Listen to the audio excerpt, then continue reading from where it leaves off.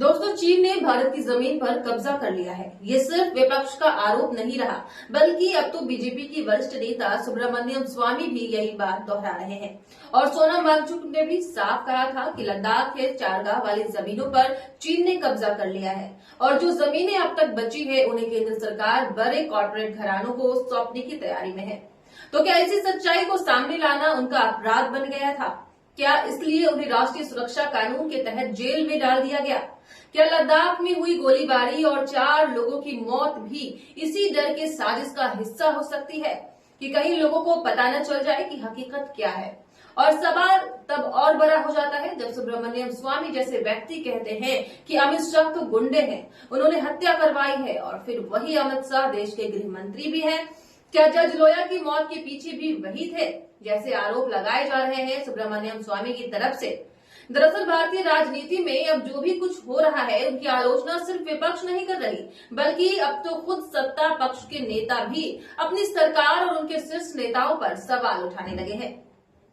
सुब्रमण्यम स्वामी जैसे वरिष्ठ नेता जो खुद भाजपा के बड़े चेहरे रहे हैं, वही अब खुलकर कह रहे हैं कि अमित शाह गुंडे हैं। उन्होंने एक पॉडकास्ट में कहा कि अमित शाह ने कई हत्याएं करवाई है और यहां तक कह डाला कि जज लोया की मौत भी उन्हीं की वजह से हुई, क्योंकि वो शाह के खिलाफ फैसले देने वाले थे।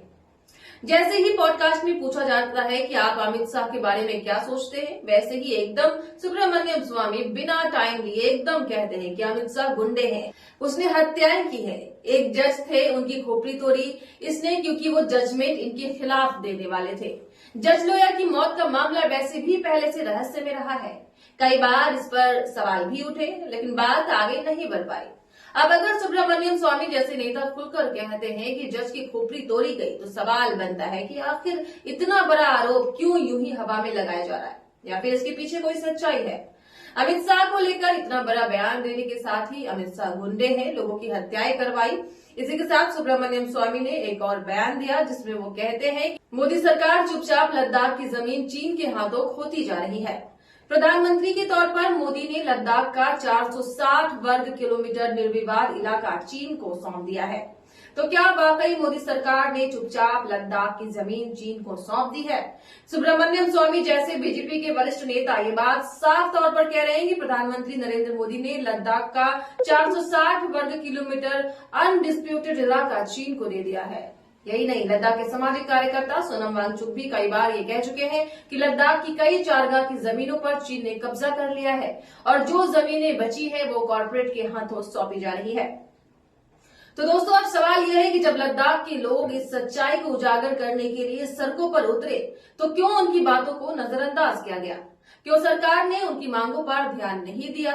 और जब मामला बढ़ा, प्रदर्शन हुए, तो गोलियों का आदेश दे दिया गया जिसमें 4 लोगों की मौत हो गई। तो क्या इन गोलियों का आदेश गृह मंत्री अमित शाह ने दिया था? ये सवाल इसलिए जरूरी है क्योंकि लद्दाख सीधे गृह मंत्रालय के अधीन आता है, और जब सुब्रमण्यम स्वामी खुद अमित शाह को गुंडा और हत्यारा कहते हैं तो फिर शक और भी गहरा जाता है। दोस्तों, क्या सोनम वांगचुक को सिर्फ इसलिए जेल में डाला गया क्योंकि उन्होंने सच्चाई को सामने रखा था? क्या वाकई चीन के साथ समझौते, जमीनों के सौदे और कॉर्पोरेट गठजोड़ हो रहे हैं, जिनके बाद सुब्रमण्यम स्वामी भी कह रहे हैं और सोनम वांगचुक भी? जनता से ये बातें क्यों छुपाई जा रही है? क्यों सरकार खुद सामने आकर तथ्यों के साथ नहीं बोल रही? सोनम वांगचुक और सुब्रमण्यम स्वामी दोनों अगर एक ही बात कह रहे हैं तो इसे महज सियासी बयान कहकर नहीं टाला जा सकता। दोस्तों, चीन भारत की जमीन पर कब्जा कर रहा है। सोनम वांगचुक सुब्रमण्यम स्वामी कह रहे हैं, स्वामी कह रहे हैं कि अमित शाह गुंडे हैं और लद्दाख में गोलियां चली जो कि अमित शाह के अंडर आता है, 4 लोगों की मौत हो जाती है और वहीं सोनम वांगचुक को जेल में डाल दिया जाता है। तो क्या ये सब एक दूसरे से जुड़े हुए नहीं है?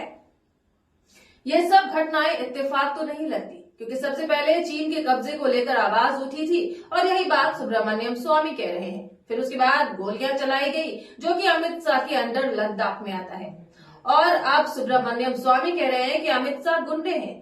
ये जितनी भी बातें हैं जो सोनम वांगचुक, सुब्रमण्यम स्वामी कह रहे हैं, अगर इन सबको आपस में जोड़कर देखें तो इसका क्या मतलब लगता है?